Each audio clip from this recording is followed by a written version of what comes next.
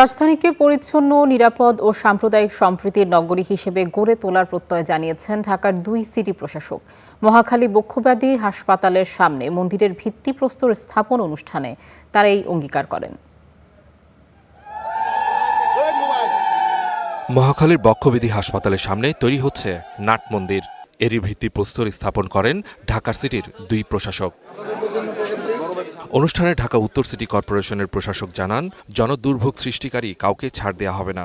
শহরকে clean and green রাখতে স্থানীয়দের সহযোগিতাও চান তিনি। ডেঙ্গু প্রতিরোধে নিজ নিজ আঙ্গিনা পরিষ্কার রাখার উপর জোর দেন উত্তরের প্রশাসক।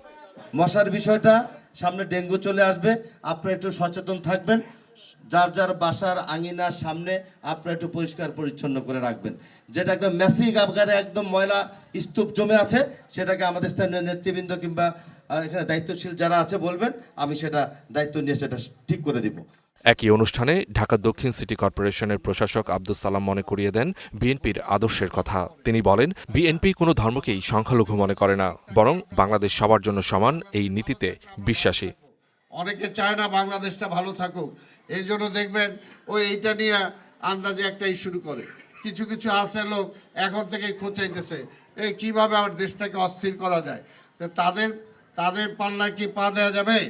পা দেওয়া যাবে না। আমাদের দেশটাকে, আরে ভাই মাত্র সরকার আসছে, সময় দেন, 2 বছর 3 বছর সময় দেন।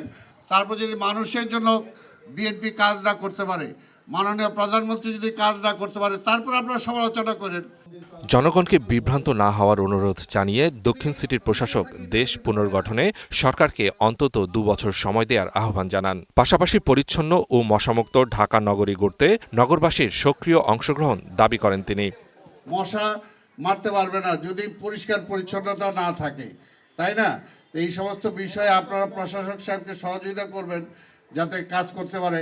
আর আমি তো বলে দিলাম, যেহেতু প্রধানমন্ত্রীর সিট এইটা, এইখানে কেউ কাজ না করে ফাঁকি দিতে পারবে?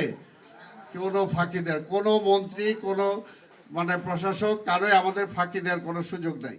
তবে কেবল প্রশাসনের একার চেষ্টায় নয়, নাগরিকদের সচেতনতাই পারে একটি বাসযোগ্য ও বৈষম্যহীন ঢাকা নিশ্চিত করতে। আপনারা যদি সবাই যে যার জায়গায় যেখানেই আছেন সেখান থেকে যদি চেষ্টা করেন, এই দেশকে উন্নত করা যাবে। Suman Mahmud, star news, Dhaka.